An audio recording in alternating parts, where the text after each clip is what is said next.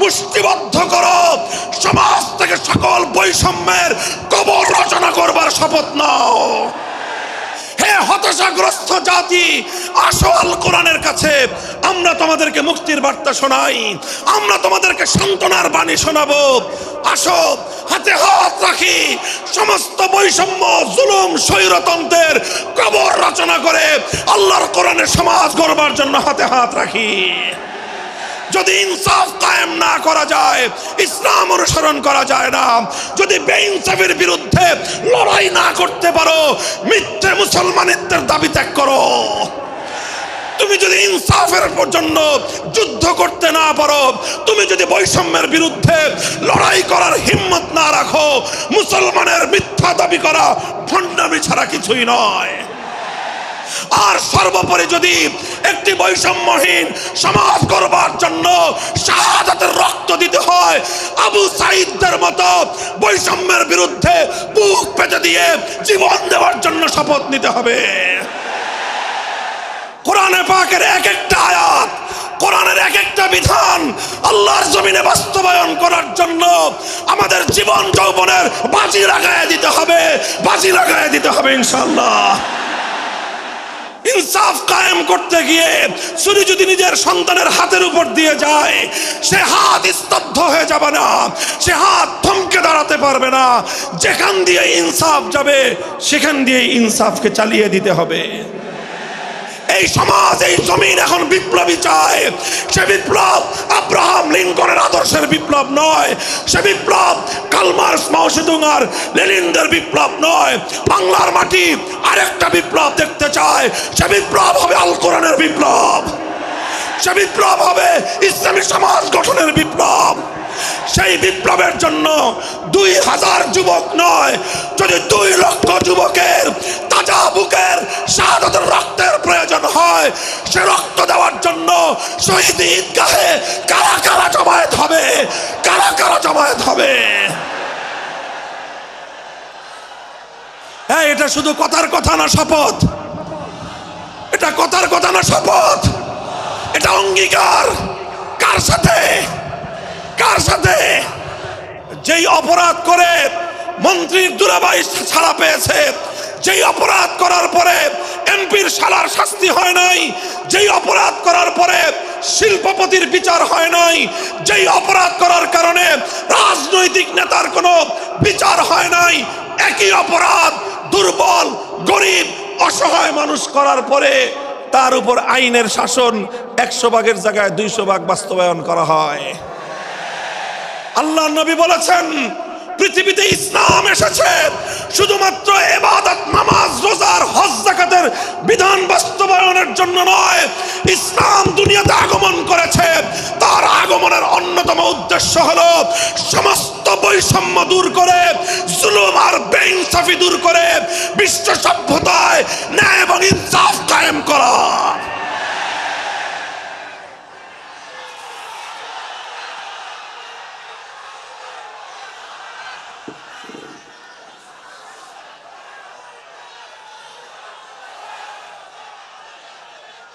মনে রাখবেন, বৈষম্যহীন সমাজ গড়া এটা শুধু বৈষম্য বিরোধী ছাত্র নেতৃবৃন্দের দায়িত্ব নয়। বৈষম্যহীন সমাজ গড়া এটা শুধুমাত্র বৈষম্য বিরোধী ছাত্র নেতৃবৃন্দের দায়িত্ব নয়। বৈষম্যহীন সমাজ গড়া সর্বপ্রথম আল কোরআনের সৈনিকদের দায়িত্ব। বৈষম্যহীন সমাজ গড়া সর্বপ্রথম আল্লাহর নবীর সত্যিকার উম্মতদের দায়িত্ব। ওঠো, দাঁড়াও, হাত মুষ্টিবদ্ধ করো, সমাজ থেকে সকল বৈষম্যের কবর রচনা করবার শপথ নাও। মুহতারাম হাজিরিন, কথাটা খুব জায়গা লক্ষণীয়, শোনার বিষয়।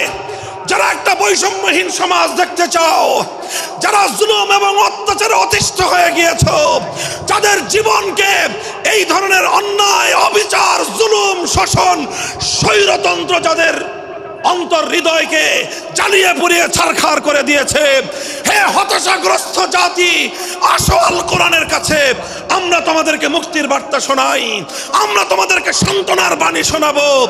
আসো হাতে হাত রাখি, সমস্ত বৈষম্য, জুলুম, স্বৈরতন্ত্রের কবর রচনা করে আল্লাহর কোরআনের সমাজ গড়বার জন্য হাতে হাত রাখি। দেখেন, আল্লাহ পাক রব্বুল আলামিন যুগে যুগে যত নবী রাসূল প্রেরণ করেছেন, যুগে যুগে যত আসমানি কিতাব আল্লাহর পক্ষ থেকে অবতীর্ণ হয়েছে, কেন হয়েছে? শুধুমাত্র মুসল্লিদের সমাজ গড়বার জন্য নয়, শুধুমাত্র রোজাদার সমাজ গড়ার জন্য নয়, অবশ্যই কোরআন এবং কিতাব নাজিল হয়েছে নামাজের জন্য, অবশ্যই কোরআন এবং কিতাব নাজিল হয়েছে রোজা, হজ, যাকাত সহ আল্লাহ পাকের যাবতীয় বিধান সমাজে বাস্তবায়ন করার জন্য। তবে একমাত্র এটাই উদ্দেশ্য নয়, বরং সমস্ত কিতাব, সমস্ত নবী রাসূল দুনিয়াতে আগমন করার অন্যতম একটা মৌলিক লক্ষ্য। কোরআনে পাকের সূরাতুল হাদীদ থেকে তেলাওয়াত করেন, অর্থ বুঝেন, মর্ম বুঝার চেষ্টা করেন। লাকাদ আরসালনা রুসুলানা বিল বায়িনাতি ওয়াল হুদা ওয়া আনজালনা মাআহুমুল কিতাবা ওয়াল মিজান লিয়াকুমান নাসু বিল কিসত। আল্লাহ কোরআন বলছে যে আমি নবী রাসূল পাঠিয়েছি, আসমান থেকে যুগে যুগে কিতাব নাজিল করেছি। এই সব কিছুর অন্যতম একটা উদ্দেশ্য হলো লিয়াকুমান নাসু বিল কিসতি। কোরআন নাজিলের উদ্দেশ্য, নবী প্রেরণের উদ্দেশ্য, শরীয়ত প্রেরণের উদ্দেশ্য, ধর্ম প্রেরণের উদ্দেশ্য হলো, অন্যতম উদ্দেশ্য হলো লিয়াকুমান নাসু বিল কিসতি। মানব সমাজ থেকে অন্যায়, অবিচার, জুলুম, শোষণ দূরীভূত করে ন্যায় এবং ইনসাফ কায়েম করা, এটাই হলো ইসলামের অন্যতম মৌলিক লক্ষ্য। যদি ইনসাফ কায়েম না করা যায়, ইসলাম অনুসরণ করা যায় না। যদি বেইনসাফের বিরুদ্ধে লড়াই না করতে পারো, মিথ্যে মুসলমানিত্বের দাবি ত্যাগ করো। তুমি যদি ইনসাফের জন্য যুদ্ধ করতে না পারো, তুমি যদি বৈষম্যের বিরুদ্ধে লড়াই করার হিম্মত না রাখো, মুসলমানের মিথ্যা দাবি করা ভণ্ডামি ছাড়া কিছুই নয়।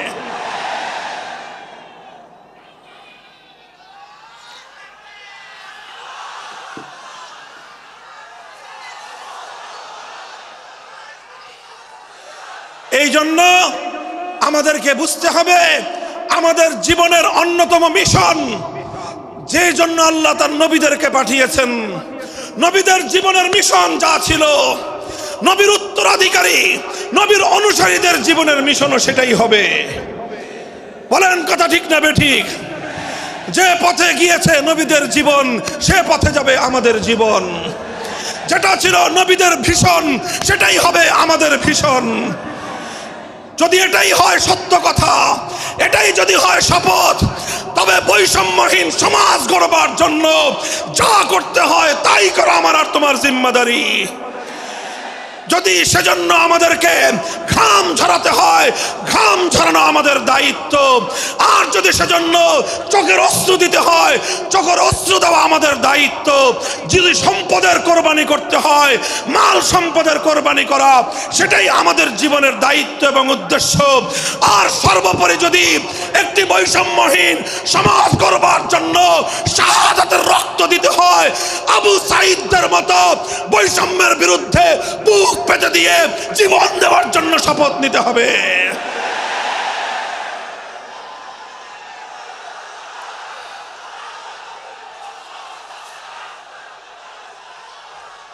এই প্রস্তুত থাকবেন তো ইনশাআল্লাহ? আল্লাহর নবী বললেন এই বৈষম্য চলবে না, এই বৈষম্য জাহিলিয়াত, এই বৈষম্য মূর্খতা। সমাজের মধ্যে নিজের দলের লোক অন্যায় করলে পাগার পার, বিরোধী দলের লোক অন্যায় করলে আইনের শাসনে 100 ভাগের জায়গায় 200 ভাগ। নিজেরা অপরাধ করলে সেই অপরাধীকে ছাড়িয়ে নেওয়ার জন্য সমস্ত আয়োজন। বিপক্ষ মতের লোকজন অপরাধ না করা সত্ত্বেও তাদেরকে কেচোর মতো মাটির গর্ত থেকে ধরে এনে তাদেরকে বিচারের মুখোমুখি দাঁড় করানো, অন্যায়ভাবে তাদের জীবন থেকে তাদের যৌবনের সময়গুলো কেড়ে নেওয়া, বছরের পর বছর অন্ধকার কারা প্রকোষ্ঠে তাদেরকে বন্দী করে রাখা। এই জুলুম এবং অন্যায়ের অবসান যদি না ঘটাতে পারো, পুরুষ এবং যুবক মানুষ হিসেবে আল্লাহর কাছে জবাবদিহিতার সুযোগ থাকবে না। কাজেই তাফসীরুল কোরআন শুধুমাত্র কোরআনের তেলাওয়াতের জন্য নয়, তাফসীরুল কোরআন শুধু আল্লাহর কোরআনের মর্ম বোঝানোর জন্য নয়, আল্লাহর কোরআন তেলাওয়াত করতে হবে, মর্ম বুঝতে হবে, আর তালিমে হিকমতের কর্মসূচির অধীনে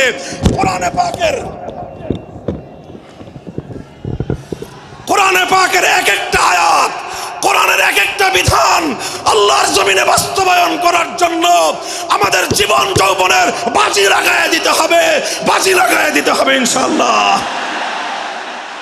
হযরত রাসূল আকরাম সাল্লাল্লাহু আলাইহি ওয়াসাল্লাম বলছিলাম, জাতির উদ্দেশ্যে প্রদত্ত মক্কা বিজয়ী মহাবীর আমিরুল মুমিনিন নবিয়ুল্লাহ খলিফাতুল্লাহ ফিল আরদ খলিফাতুল মুসলিমিন মুহাম্মদুর রাসূলুল্লাহ সাল্লাল্লাহু আলাইহি ওয়াসাল্লামের বক্তব্যের কথা আল্লাহর নবী বললেন, বৈষম্যের কারণে আল্লাহ পাক রব্বুল আলামিন পৃথিবীর বহু জাতিকে ধ্বংস করে দিয়েছেন।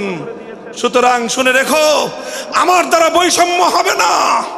শুধু আমার বংশের লোক দেখে, আমার গোত্রের লোক দেখে, আমার রক্তের আত্মীয়তার সূত্রের কারণে আমি অপরাধ প্রমাণিত হওয়ার পরেও তার উপর কোরআনের বিধান বাস্তবায়ন করব না, এটা আমার দ্বারা সম্ভব নয়।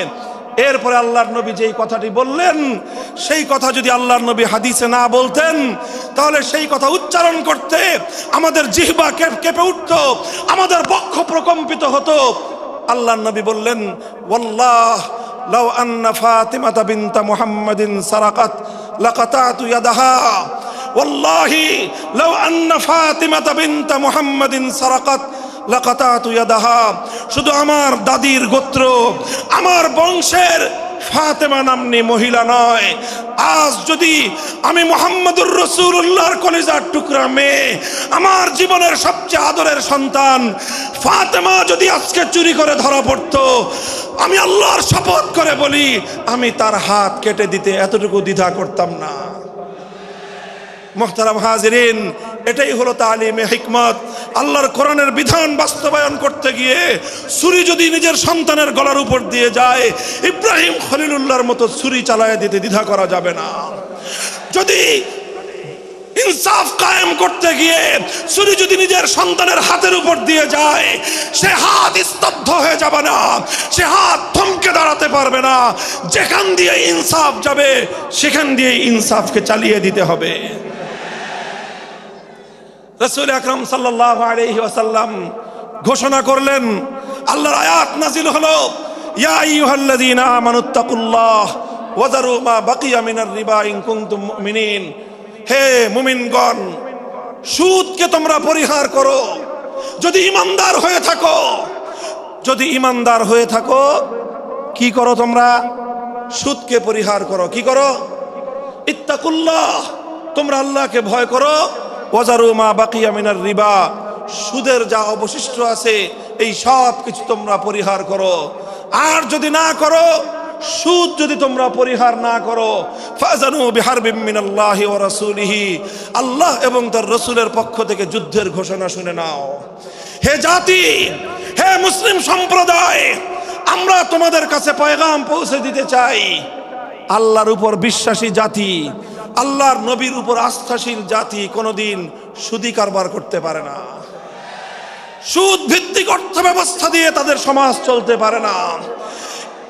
আল্লাহর উপর বিশ্বাসীদের সমাজ যদি হয় সুদ ভিত্তিক, তার অর্থ হলো রাত দিন আল্লাহ এবং তার রাসূলের সঙ্গে তারা যুদ্ধে লিপ্ত। যেই মুসলিম জাতি আল্লাহর সাহায্য নিয়ে বিশ্বব্যাপী বিজয়ী হওয়ার স্বপ্ন দেখে, সে মুসলিম জাতি যদি স্বয়ং আল্লাহর সঙ্গে যুদ্ধে লিপ্ত থাকে, তাদের জীবনেও কল্যাণ এবং বিজয় আসার সম্ভাবনা নাই। এই জন্য মুসলিম জাতির উত্থানের জন্য, মুসলমানদের বিজয়ের পূর্ব শর্ত হলো সুদ পরিহারের মাধ্যমে আল্লাহর সঙ্গে যুদ্ধ বন্ধ করতে হবে, আল্লাহর পক্ষ থেকে সাহায্য চাইতে হবে। কোরআনের আয়াত, সূরা বাকারার আয়াত, এই আয়াত নাজিল হওয়ার পরে আল্লাহর নবী শুধু তেলাওয়াত করে দায়িত্ব ক্ষান্ত করেন নাই, শুধু সুদের মর্ম বুঝিয়ে নিজের দায়িত্ব ক্ষান্ত করেন নাই। তৃতীয় দায়িত্ব তালিমে হিকমত, সুদকে সমাজ থেকে সমূলে উৎখাত করার উদ্যোগ নিয়েছেন। বলেন সুবহানাল্লাহ। শুধু আলোচনা করে, বক্তৃতা দিয়ে নবীর দায়িত্ব শেষ হয় নাই, শুধুমাত্র তাফসীর করে দিয়ে নবীর দায়িত্ব ক্ষান্ত হয় নাই, বরং এক একটা বিধান, আল্লাহর এক একটা আয়াত কিভাবে সমাজে বাস্তবায়ন করা লাগে, করা যায়, নবীজি প্র্যাকটিক্যাল ভাবে তার উদ্যোগ গ্রহণ করেছেন। কিভাবে উদ্যোগ নিয়েছেন? সুদের বিরুদ্ধে কি উদ্যোগ নিয়েছিলেন? কিতাব উল্টান, হাদিসের কিতাব, বুখারী শরীফের হাদিস, নবীজি ঘোষণা দিলেন, আলা ইন্না রিবাল জাহিলিয়াতি মাওদুউন তাহতা কদামাইয়া। জাহিলিয়াতের যুগে যত সুদের কারবার চলতো, ইসলাম এবং আল কোরআনের সমাজ গড়বার পর সেই জাহিলি যুগের রীতি, সুদ ভিত্তিক অর্থ ব্যবস্থা মুসলিম সমাজে আর থাকতে পারে না। নবীজি বললেন, সুদের কবর রচনা করলাম আমি আমার পায়ের নিচে। আল্লাহ নবী আক্ষরিক অর্থে কথা বললেন, আমি আমার পায়ের নিচে সুদের কবর রচনা করলাম।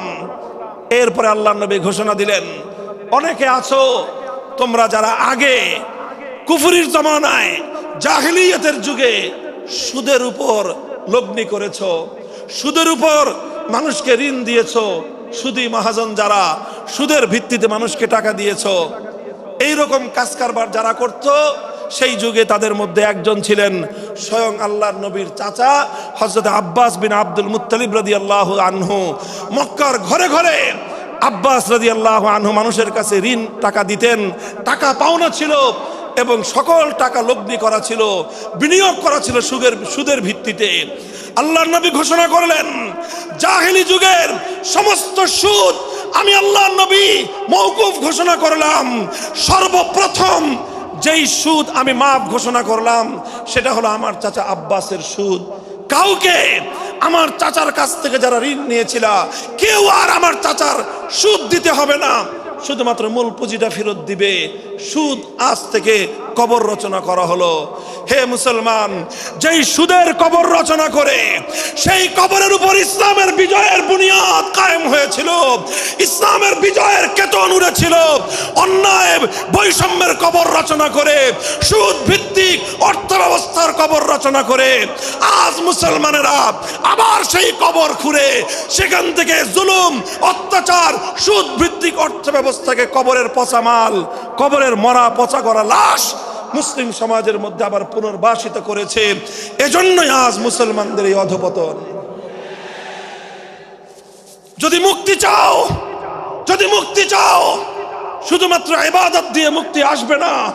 ইবাদত যেমন করতে হবে, যেরকম নামাজ, রোজা, হজ, যাকাত, তাসবিহ, তাহলিল আদায় করতে হবে, ঠিক একই ভাবে সমাজ সংস্কার করার জন্য সমাজ থেকে জুলুম দূর করতে হবে, বৈষম্য দূর করতে হবে, বেইনসাফি দূর করতে হবে, সুদ ভিত্তিক অর্থ ব্যবস্থার বিরুদ্ধে জাতীয়ভাবে ঐক্য গড়ে তুলে সুদের বিরুদ্ধে যুদ্ধ ঘোষণা করতে হবে। রাজি আছেন তো ইনশাআল্লাহ? আল্লাহ পাক তৌফিক দান করেন। হাত নামান। 3 দফা কর্মসূচি গেল, তালিমে হিকমত সর্বশেষ আলোচনা ও সমাপ্তির দিকে। নবীজির 4 নম্বর কর্মসূচি হলো ওয়া ইউআল্লিমুহুমুল কিতাবা ওয়াল হিকমাতা ওয়া ইউযাক্কিহিম। ইউযাক্কিহিম অর্থ হলো তাজকিয়া। তাজকিয়ার অনেক অর্থ। তাজকিয়া বলে শুধুমাত্র পীর মুরিদি বোঝানো হয়, তাজকিয়া বলে শুধুমাত্র তাসাউফ চর্চা বোঝানো হয়, তাজকিয়া বলে শুধুমাত্র কিছু ওজিফা আদায় করা বোঝানো হয়। তাজকিয়ার আসল সারমর্ম হলো, একটু লক্ষ্য করে বুঝেন, খুব গভীর এবং তাৎপর্যময় একটা কথা। তাজকিয়ার মূল অর্থ হলো, দেখেন কর্মসূচি ছিল কয়টা? 4টা। 1 নম্বর কর্মসূচি ছিল তেলাওয়াতে কিতাবুল্লাহ, আল্লাহর কিতাবের তেলাওয়াত। 2 নম্বর কর্মসূচি ছিল তালিমে কিতাব, কিতাবুল্লাহ, আল্লাহর কিতাবের মর্ম বুঝানো।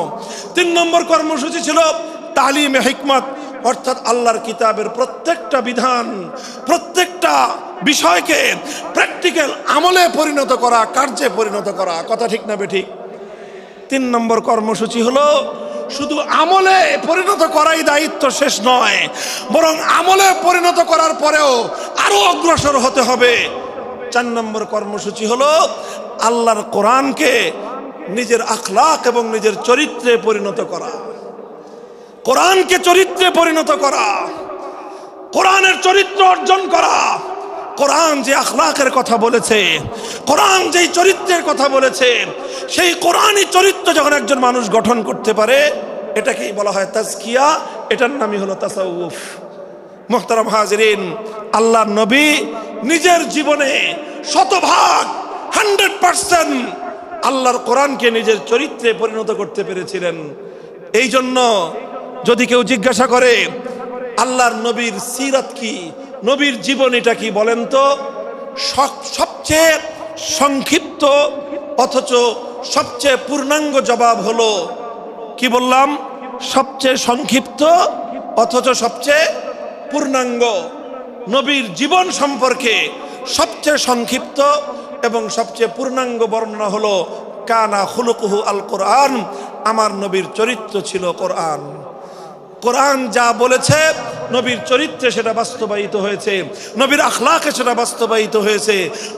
নবীজির কথাবার্তা, নবীজির উঠা বসা, নবীজির আচার ব্যবহার, নবীজির প্রত্যেকটা অ্যাক্টিভিটি, এমনকি চিন্তা চেতনা সব যখন আল্লাহর কোরআন অনুযায়ী তৈরি হয়, তখন সেটাকেই বলা হয় তাজকিয়া। আর এটাই হলো কোরআনকে কেন্দ্র করে চতুর্থ কর্মসূচি। মুহতারাম হাজিরিন, আমি আমার আলোচনা এবার সমাপ্তির দিকে টেনে নিয়ে যাই। আসুন আমরা আল্লাহর কোরআনকে সেন্টারে রেখে একটা সমাজ বিনির্মাণের চেষ্টা করি। সেই সমাজ বিনির্মাণের জন্য প্রথম কাজ, ঘরে ঘরে কানে কানে কোরআনের তেলাওয়াতের আওয়াজ পৌঁছে দেই। 2 নম্বর, প্রতিটি মুসলমানের কাছে কোরআনের মর্ম বোঝানোর চেষ্টা পৌঁছে দেই। 3 নম্বর হলো কোরআনের প্রত্যেকটা বিধান সমাজে, ব্যক্তিগত জীবনে, পরিবার জীবনে, সমাজে, রাষ্ট্র জীবনে বাস্তবায়ন করার উদ্যোগ নেই। চতুর্থ কর্মসূচি হলো আল্লাহর কোরআনকে নিজের আখলাক, নিজের চরিত্রে রূপান্তরিত করার জন্য সর্বাত্মক চেষ্টা চালাই। ইনশাআল্লাহ রাজি আছি তো? ইনশাআল্লাহ রাজি আছেন তো? আল্লাহর কোরআন শুধুমাত্র তেলাওয়াত নয়, শুধুমাত্র তাফসীর আর ব্যাখ্যা নয়, এই কোরআনকে বাস্তবে পরিণত করবার জন্য মুসলমানরা যদি উদ্যোগ গ্রহণ করে, আগামীর বিশ্ব হবে ইসলামের বিশ্ব, আগামীর বিশ্ব হবে আল কোরআনের বিশ্ব ইনশাআল্লাহ। বাংলাদেশ বাংলাদেশ বাংলাদেশ নিয়ে আমার আখেরি বার্তা এখন হলো, বিপ্লবের জন্য বাংলাদেশ উর্বর হয়ে আছে। কথা বলেন ঠিক না বেঠিক? বৃষ্টির পানি পড়লে যেভাবে যেভাবে শীতকালের পরে বৃষ্টির পানি পড়ার সঙ্গে সঙ্গে ফসলের মাঠ যেমন চাষাবাদের জন্য উর্বর হয়ে যায়, আবু সাইদ, মুগ্ধ, সিফাত হাসান, এভাবে আমাদের অসংখ্য অগণিত বীর শহীদদের রক্ত ভেজায় বাংলার মাটি এখন ইসলামী বিপ্লবের জন্য উর্বর হয়ে আছে, আল কোরআনের বিপ্লবের জন্য উর্বর হয়ে আছে। এই সমাজ, এই জমিন এখন বিপ্লবী চায়। সে বিপ্লব আব্রাহাম লিঙ্কনের আদর্শের বিপ্লব নয়, সে বিপ্লব কার্ল মার্কস, মাও সেতুং আর লেনিনদের বিপ্লব নয়। বাংলার মাটি আরেকটা বিপ্লব দেখতে চায়, সে বিপ্লব হবে আল কোরআনের বিপ্লব, সে বিপ্লব হবে ইসলামী সমাজ গঠনের বিপ্লব।